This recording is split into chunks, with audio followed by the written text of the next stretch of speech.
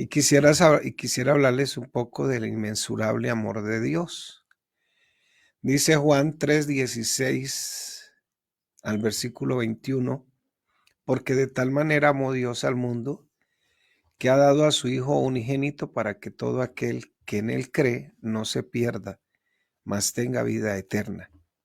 Porque no envió Dios a su Hijo al mundo para condenar al mundo, sino para que el mundo sea salvo por él. El que en él cree no es condenado, pero el que no cree ha sido condenado porque no ha creído en el nombre del unigénito Hijo de Dios. Y esta es la condenación, que la luz vino al mundo y los hombres amaron más las tinieblas que a la luz, porque sus obras eran malas. Porque todo aquel que hace lo malo aborrece la luz y no viene a la luz para que sus obras no sean reprendidas, mas el que practica la verdad viene a la luz para que sea manifiesto que sus obras son hechas en Dios. Amén. Bueno, primero que todo quiero hacer una recomendación, y es que la palabra que empieza el versículo 16, porque de tal manera, quizás en su Biblia esté separada del versículo 15, pero realmente quizás los traductores o los que empaginan la Biblia quisieron hacerle como una separación, pero ese por qué está uniendo al versículo 15 porque está explicando cómo es el amor del amor de Dios.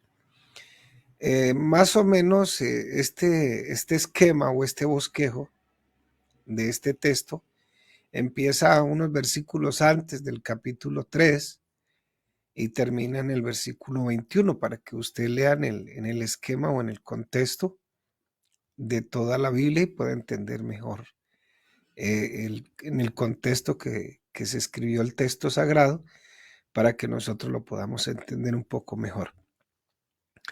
Bueno, pero la idea aquí en este momento es hablar del inmensurable amor de Dios. Y no sé quién de los que estén ahí conectados habrá leído la revista Selecciones, una revista que saca muchos artículos de interés, de cultura, de ciencia, de todo, habla de todo, hasta de chismes. Pero curiosamente salió un artículo en cierta ocasión que decía ¿cuánto sabes de la Navidad? Y en esa pregunta, pues, o en ese artículo aparecían varias preguntas relacionadas con la fiesta que se celebra a fin de año. Y las preguntas que hacían era de dónde proviene la tradición del árbol, qué simbolizan los bastones de caramelo, cuál de los tres reyes magos es de raza negra, cómo se llama el reno de la nariz roja, bueno, etcétera, etcétera. Y aunque nosotros, los de la unicidad, no nos concentramos tanto en esto, pues sí nos llama la atención porque pues igual en el mundo estamos y la mayoría de las personas celebran la Navidad con un objetivo. Y dentro del cuestionario había una pregunta muy importante. ¿Qué es lo que se supone que la gente celebra el 25 de diciembre? Y muchos de pronto dirán, no, estamos celebrando el nacimiento del niño Jesús. Y quizás muchos no están tan seguros o qué tan importante es ese evento respecto al nacimiento del Señor. Nacimiento y presencia de Dios que ha dividido el mundo. Claro, se supone que el Señor no nació en un invierno. Esta es una tradición que se celebra en algunos países. Nosotros, de hecho, no la celebramos porque el Señor no pudo haber nacido en un invierno porque los pastores estaban a la intemperie. O sea que el Señor no nació en diciembre. Se supone por la historia y por lo que dicen algunos historiadores, nació más o menos en la época en que él murió, o sea, por la época de abril, más o menos en las celebraciones de las Pascuas judías. Entonces, ¿por qué es tan trascendental dentro del mundo el nacimiento de Cristo? ¿Qué es lo que este evento significa para ellos? Y bueno, en cierta manera la respuesta está aquí en Juan 3:16, donde dice que Dios amó al mundo de tal manera. Y este es uno de los textos más conocidos, más citados por los cristianos, más memorizados de toda la Biblia. Y es uno de los textos más fáciles de entender. No hay otro texto en la Biblia que de forma resumida o tan resumida, tan sencilla, dé a entender lo que todo el contenido de la revelación bíblica dice. En otras palabras, todo el contenido de la revelación bíblica está en este texto. Uno le pregunta a las personas, ¿cuál es el interés que tiene la Biblia en nosotros? Y así las personas no sean convertidas, ellos responden, yo encuentro en la Biblia palabras de aliento y palabras de sabiduría, como para resaltar que en esto se resume el texto. Es verdad que en ningún otro libro del mundo se habla de la sabiduría como se habla aquí. En ningún libro diferente a la Biblia se habla del consuelo, porque solo la Biblia es la palabra de Dios que está inspirada. Pero Dios nos dio su palabra no solamente para recibir un consejo, o como decía alguien, para tomarse un ansiolítico. Un ansiolítico es esa bebida como Gatorade, para recuperarse. No, la Biblia es la revelación de una sorprendente historia de amor resumida de manera extraordinaria en Juan 3:16. De tal manera, dice la palabra, amó Dios al mundo. Y vamos a resaltar algunas cositas principales de este texto y apreciaremos más la gracia de Dios en su dimensión para poder entender el inmensurable amor de Dios manifestado a través de la obra que Cristo, el Cordero de Dios, el Mesías, hizo en la cruz del Calvario para el perdón de nuestros pecados y para que hoy podamos decir, como dice Juan 14, podamos estar en la casa de mi Padre. Claro, eso hay que entenderlo también porque es una metáfora. La casa de mi Padre no es más sino que el mismo Señor. Él es la casa. Entonces, el inmensurable amor es algo que no se puede medir. El amor de Dios es inmensurable. De ahí la palabra inmensurable, que es el amor que no se puede medir. El amor de Dios es tan grande, tan extenso y a veces tan incomprendido que no lo podemos medir. Pero lo primero que tenemos que resaltar aquí es cuál es el objeto de ese amor. ¿Cuál es el objeto del amor? ¿O qué mueve a Dios para que nos ame tanto? Dice, porque de tal manera amó Dios al mundo. Muchos entienden que el amor de Dios es tan grande que abarca a todos y cada uno de los seres humanos que han vivido y viven todavía en este mundo. Más o menos, las estadísticas dicen que 70,000 millones de personas han pasado por toda la historia humana y quién sabe cuántas más pasarán hasta que esta llegue a su fin. Pero dicen algunos que el amor de Dios es tan grande que envió a su Hijo para morir por cada uno de esos 70,000 millones de personas. Así de grande es el amor de Dios. Claro, como dicen los los arminianos, refiriéndose a los calvinistas, que el amor de Dios, la gracia de Dios está extendida ahí, pero algunos la resisten. No todos reciben la gracia de Dios. Y parecerá sorprendente que Dios pueda amar tantas personas. Alguien decía, puede ser amigo íntimo, uno puede ser amigo íntimo de más de 3 personas. No puede ser amigo íntimo más de 3 personas, perdón. Hasta 3 personas uno tiene una amistad más estrecha, pero el Señor es capaz de extender su amor, y como dicen los estadistas, a más de 70,000 millones de personas que han pasado por toda la historia humana. De repente usted se preguntará, bueno, y es que en el pasado ya estaba el amor de Dios manifestado a través del Cordero del Mesías. Claro que yes, como dicen los muchachos. Claro que sí. ¿Cuándo empezó? Allá si usted lee Génesis 3:15, ahí empezó a manifestar Dios, su grande amor.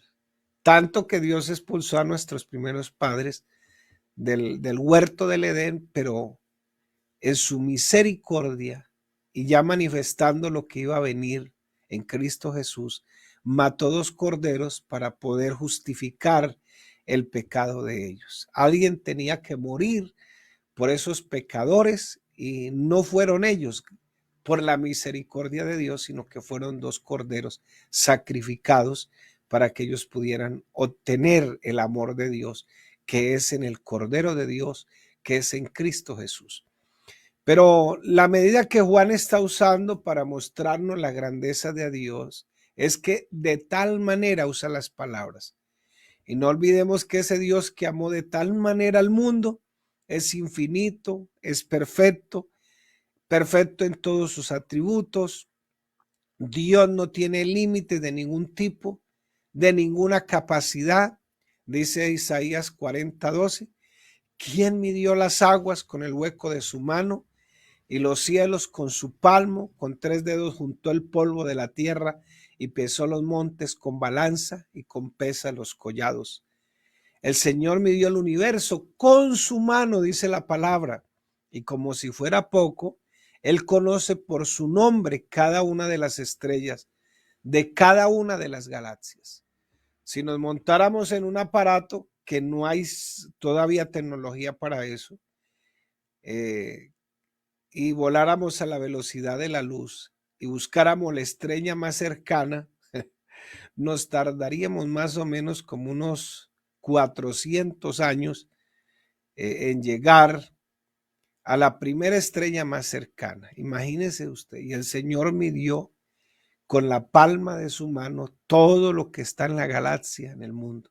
Dice Isaías 40:26, levantad en el alto vuestros ojos y mirad quién creó estas cosas. Él saca y cuenta su ejército, a todo llama por sus nombres. Así que mi hermano, ya el Señor conoce su nombre en esta mañana. Ninguno faltará. Tal es la grandeza de su fuerza y su poder, de su dominio, tal.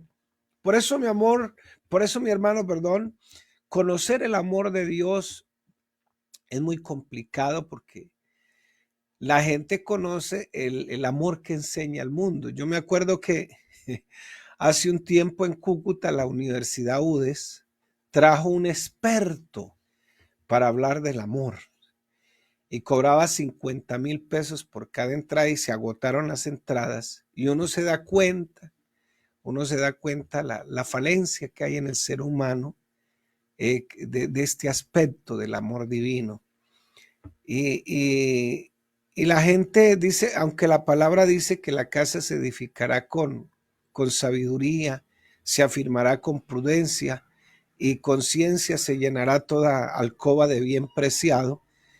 Y aunque es una recomendación bíblica de que lo que yo no sé tengo que investigarlo, lamentablemente nosotros los seres humanos y los cristianos caemos en esa trampa de que miramos el amor como lo mira el mundo. Para los jóvenes, usted le pregunta qué es el amor y ellos creen que es encontrarse con alguien escondidas, besarse, acariciarse, excitarse, tener estas relaciones sexuales. Ese es el amor que profesa el mundo, pero el amor de Dios es una virtud muy distinta, una virtud que solo Dios puede darla. Por eso, comprender el amor de Dios no es tan sencillo. Por eso le puse ese título, el inmensurable amor de Dios. No podemos medir la grandeza del amor divino, no podemos ni siquiera tomar un punto de referencia para medir la cantidad y medir la cantidad de personas que pueblan este planeta y que todos, aun siendo malos y siendo buenos, reciben el amor de Dios todos los días, porque la Biblia me dice que Él hace que el sol salga sobre buenos y malos. Sería como,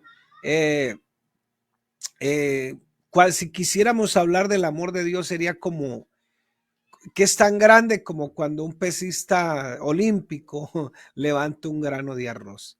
Aquellos que interpretan la palabra mundo, la que estamos hablando en este momento, terminan empequeñeciendo a veces el amor de Dios, limitándolo solamente a algunas personas.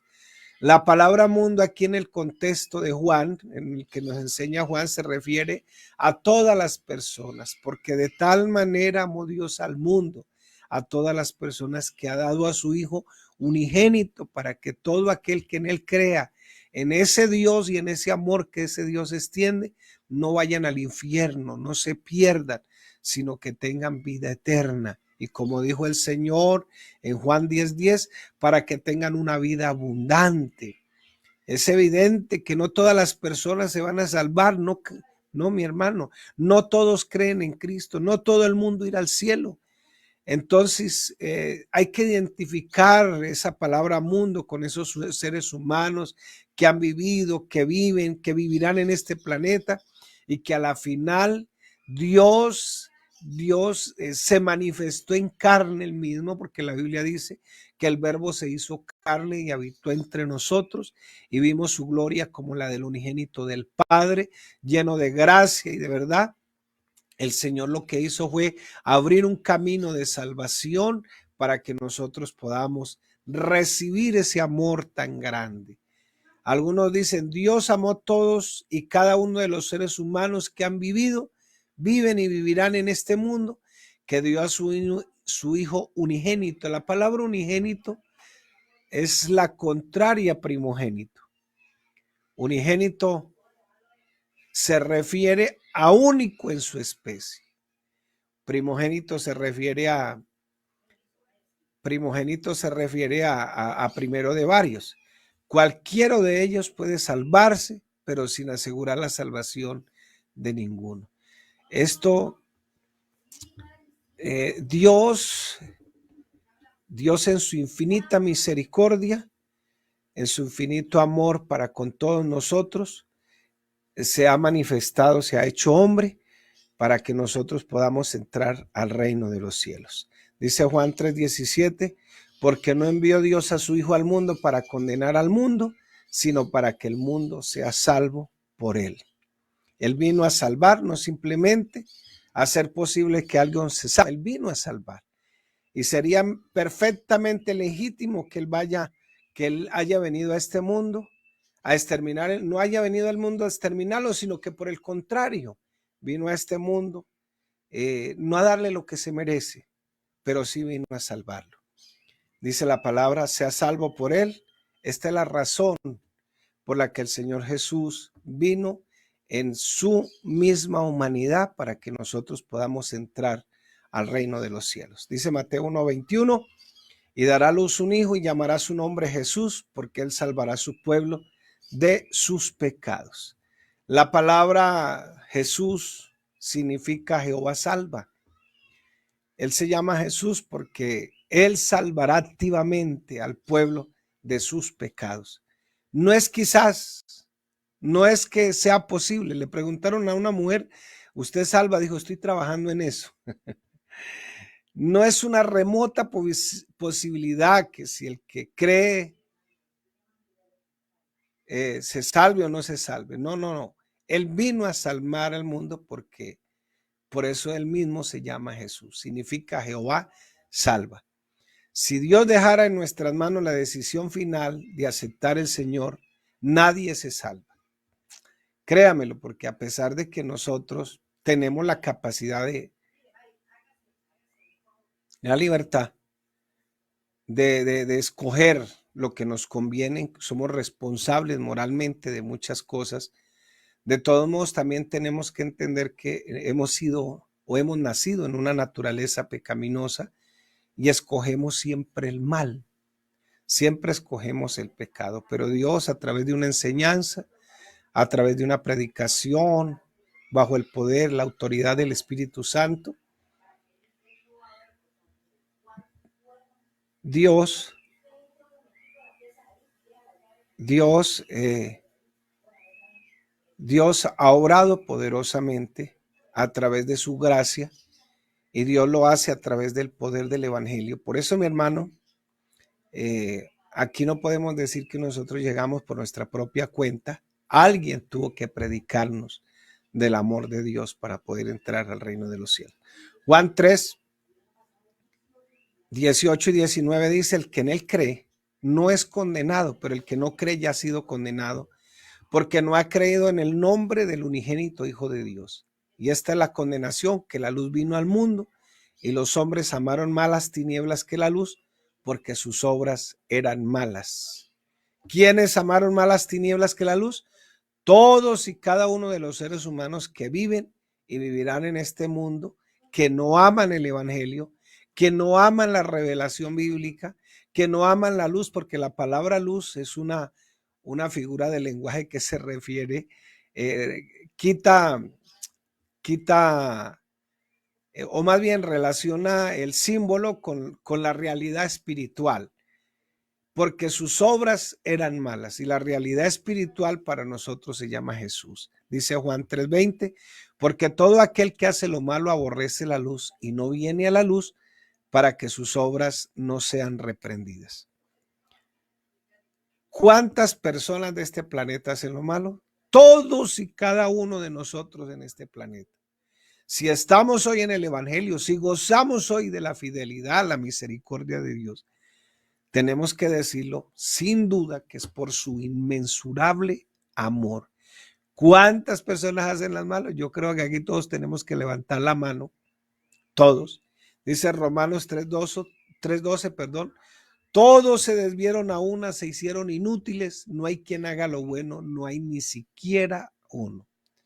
Entonces, mi hermano, yo sé que en esta mañana todos los que se entregaron al Señor, se han bautizado en el nombre de Jesús, todos los que están en la iglesia, que están perseverando, no llegaron por su cuenta al evangelio. Alguien tuvo que atravesarse por ahí y hablarle del inmensurable amor de este Cristo. De tal manera te ama Dios, de tal manera nos amó, ha amado toda la humanidad, ha estado a través de todos los siglos y de toda la historia de la raza humana.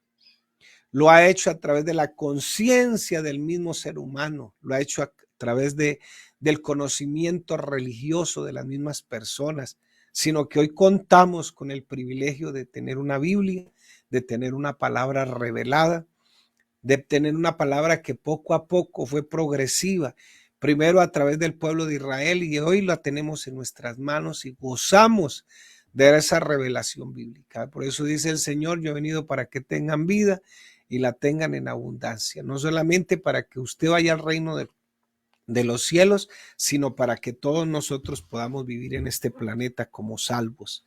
Si el Señor se hubiera limitado a venir a morir por algunos nomás y no por todos los habitantes de la tierra, y hubiera dejado esta decisión en nuestras manos, de seguro nadie era salvo, nadie. Si hubiera solamente venido a salvar a determinado pueblo nomás y la decisión estuviera en nuestras manos, de seguro nadie en este momento podía decir: estoy en la iglesia, me gozo en la salvación, me gozo en la Biblia, si estoy aquí, estoy feliz, sé cómo vivir. Cristo vino a salvar el mundo, no simplemente a crear la posibilidad de que alguien se salvara. Claro, con estas ideologías relativistas modernas, yo creo que ellos van a decir que hay una posibilidad que a través de ese Jesús la persona pueda tener un conocimiento más grande.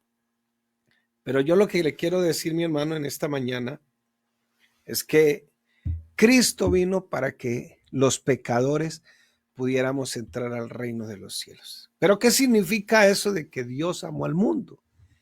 La palabra mundo se refiere por lo general, según el apóstol Juan, en sus contextos, en algunas partes, la palabra mundo se refiere al sistema de maldad que está imperando en este planeta y se opone radicalmente a los caminos de Dios. Pero en otra parte, la palabra mundo, como en el caso de Juan 3:16, se refiere a las personas.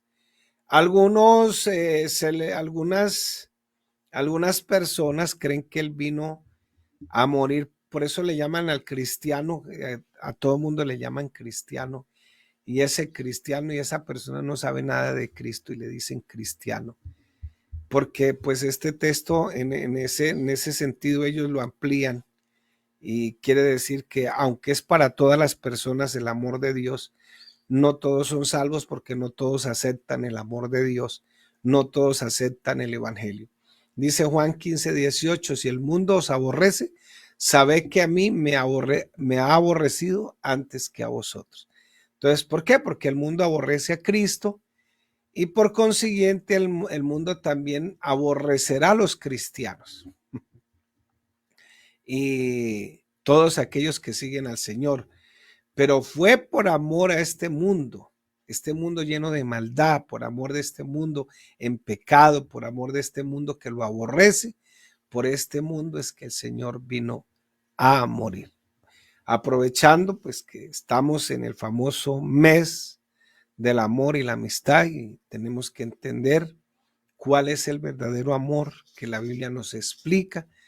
La Biblia nos habla de un amor que es una virtud que me servirá para acariciar, para besar, estando ya en el matrimonio, me servirá para expulsar también, me servirá para no hacerle daño a nadie, porque esa es la virtud que enseña la Biblia. Lo que Dios quiere mostrarnos en Juan 3:16 no es que el mundo es tan grande que le hace falta mucho amor y ese amor para abarcarlo todo, sino que el mundo es tan malo que le hace falta el amor de Dios, un amor tan grandioso como solo Cristo lo ofrece. Por eso, porque amamos al Señor, dice el texto bíblico, el mismo Juan, porque Él nos amó primero.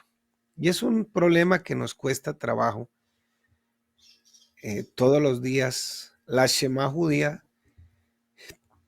en Deuteronomio capítulo 6, una de las cosas que resalta es que amarás al Señor con toda tu mente y con todo tu corazón. Pero puede suceder, como dice la misma Biblia, este pueblo de labios me honra, pero su corazón está lejos de mí. Y incluso el mismo Señor le preguntó a Pedro, Pedro, ¿tú me amas? Y la palabra que usa en el texto bíblico es agapao. Pedro, ¿me amas? Agapao viene de dos palabras compuestas, hagan de mucho, pao de ágape. Pedro, ¿me amas muchísimo, como decimos los latinos? ¿Me amas muchísimo? ¿Me amas como yo quiero que me ames? Y lo curioso es que la respuesta de Pedro se da en tres palabras griegas, que es la misma, fileo. Fileo es de amor filial, de amigos. Señor, te amo como un amigo. Te amo por tus beneficios. Mientras haya beneficios, pero mientras que me toque someterme, ya ahí está, ahí llegó mi amor. Entonces, y es Dios cuya justicia la doblegó, en otras palabras. Por eso la palabra gracia significa agacharse, porque donde Dios extienda su justicia y aplique lo que dice en la Biblia, que no pasará por alto el pecado de las personas, entonces creo que no estaríamos o estaríamos peor en este mundo, donde este mundo no tuviera cristianos. Y pienso yo que este mundo todavía existe porque el amor de Dios todavía se manifiesta a través de muchos hijos de Dios. Hay muchas partes donde solamente está la religión tradicional. Aquí en Colombia, en algunos pueblos, y usted no se imagina dónde, y está en la iglesia, aparte de que está la religión tradicional, a veces los grupos alzados en armas y la iglesia. No hay más nadie. Si no fuera por el amor de Dios, a través de su pueblo, a través de su iglesia, allá donde usted esté, o a través de su trabajo, a través de lo que usted hace, si no estuviera el amor de Dios, muchas cosas yo creo que ya no existirían en este mundo. Entonces, Dios estuvo dispuesto a hacer muchas cosas por este mundo pecador. Dice que ha dado a su Hijo unigénito para que todo aquel que en él cree no se pierda, mas tenga vida eterna. Entonces, lo que nos da a entender Juan 3:16 está conectado con el diálogo que el Señor hizo con Nicodemo, que se relata en los versículos anteriores al versículo 16, del 15 para atrás. Y el Señor está hablando con este ilustre Nicodemo de la naturaleza en el mundo, porque el ser humano y sobre todo el pueblo de Israel fueron castigados. E incluso el Señor cita un episodio ahí que me parece muy interesante, que cita el episodio después de Juan 3:16, el episodio de la muerte de los israelitas allá en el desierto por la serpiente. Y muestra cómo ellos que pecaron delante de Dios por su incredulidad. Incluso hay un texto en Números 21:5, si no estoy mal, que dice que le dijeron a Moisés y al Señor: estamos cansados, aunque la Reina Valera usa un eufemismo ahí para decir para hablar acerca de bajarle como la suavidad al lenguaje, pero si usted busca otra versión dice: estamos cansados de este pan miserable, refiriéndose al maná que Dios les había dado. Estamos cansados de este pan miserable. Pecaron contra Moisés, pecaron contra Dios, y por medio de ese pecado es que Dios les envía a las serpientes, y los israelitas reconocen su pecado, le piden a Moisés que interceda por ellos, y gracias a Dios, a su respuesta, ordena que construyan una serpiente de bronce para que todo aquel que mire la serpiente, después de ser mordido, fue librado de los efectos mortales del veneno. Entonces, ¿por qué está ahí en Juan 3:10, en ese capítulo de Juan, donde dice que así como en el desierto los padres, para que se den cuenta hasta dónde llega la naturaleza pecaminosa del ser humano, que a veces Dios tiene que hacer cosas extremas? En este caso le envió una plaga de serpientes, morían por ellos. Por eso, entonces, mi hermano, qué bueno que podamos entender en esta mañana que Dios en su palabra les dice: si ustedes quieren ver el amor de Dios, muchos se están muriendo por su mismo pecado, por su mismo veneno que está aquí en esta tierra. Y lo que me parece curioso es por qué Dios usa una serpiente y lo relaciona, lo compara con el Hijo de Dios. Y dice: y como Moisés, versículo 14, que como Moisés levantó la serpiente en el desierto, así es necesario que el Hijo del Hombre sea levantado, para que todo aquel que en él cree no se pierda, mas tenga vida eterna. Mire lo curioso de estos textos que comparan al Hijo del Hombre, al Cordero de Dios, al Mesías, con esa serpiente del Antiguo Testamento que sirvió para que la gente se salvara. Entonces, sencillamente, el Rey de Gloria se hizo hombre para asumir nuestra culpa en la cruz del Calvario. El justo murió por los injustos. Dice Primera de Pedro 3:18, porque también Cristo padeció una sola vez por los pecados, el justo por los injustos, para llevarnos a Dios, siendo a la verdad muerto en la carne, pero vivificado en espíritu. Entonces, ¿por qué una serpiente? Porque la serpiente era el animal más vil. Yo le cargo una fobia a las serpientes. Veo cualquier cosa cuando voy por ahí en las veredas. A veces las veo muertas por ahí, a veces pasan. Cuando voy en la moto, y me sueño en la noche de una vez porque les cargo un pánico, hermano querido.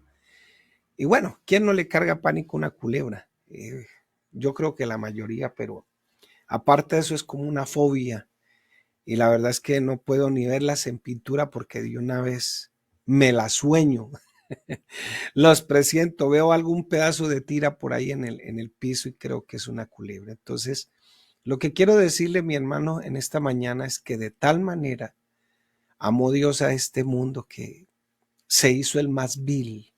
Y por eso lo compara la Biblia aquí con la serpiente. Lo más vil, lo que menos valor, lo más asqueroso que el hombre podía ver en esta vida. Es tanta la intensidad del amor de Dios que pudo vencer la animadversión del pecado del mundo y se vino a entregar por este mundo que lo odia, porque la mayoría de las personas odian el evangelio. Ahora nosotros estamos aquí, lo amamos porque sabemos ya la revelación. Fue por amor que Él se hizo hombre y se entregó por ese amor que de repente nosotros no le dábamos.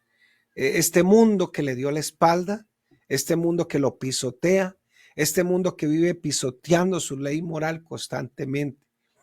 Y muchos no entienden lo que sucedió en Belén hace 2000 años, pero Dios sabía de antemano qué era lo que iba a suceder y el mundo no apreciaría en su justicia la dimensión del regalo de Dios. Pero aún así dice la palabra, vino para que nosotros pudiéramos llegar, entrar al reino de los cielos.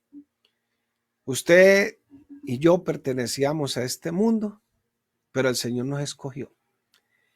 Y la única razón por la que hoy estamos en Cristo y ya no pertenecemos a este mundo no era porque éramos menos malos que los demás, porque éramos más inteligentes. No. Y que cuando nos predicaron en el evangelio, ay, nosotros sí captamos de inmediato la verdad que estaba a través de ese mensaje y lo abrazamos de todo corazón. No, mi hermano, no. De hecho, era muy probable, es que la razón es otra. Y es que Dios nos ama y dentro de lo más vil, lo más necio, nos encontró a nosotros. Si hoy estamos en Cristo es porque Él nos amó, es porque Él nos amó de tal manera cuando nosotros no lo amamos que Él se entregó por nosotros. Por eso dice Juan, primera de Juan 4:19, nosotros le amamos a Él porque Él nos amó primero. Hoy, mi hermano que está escuchando aquí en esta mañana, yo quiero decirle, y valga resaltar la comparación de por qué con una serpiente. Y acuérdese que la serpiente se le decía al diablo, a Luzbel, al antiguo enemigo de nuestras almas. Pero tenemos que decir con mucho respeto, con mucho amor hacia el evangelio, que el Señor se hizo tan vil para morir por nosotros en la cruz del Calvario. Así como fue levantado, dice la palabra, para que nosotros miremos y para que nosotros también podamos ser salvos y sean salvos todos los confines de la tierra. Hoy, mi hermano, si estamos aquí en este evangelio, es porque usted ha creído, no porque era el mejor, no porque lo merecíamos, pero de tal manera Dios se ha manifestado que Él nos ha dado su amor que ni siquiera lo podemos medir. Dios me lo bendiga en esta mañana, mi hermano. La paz de Cristo.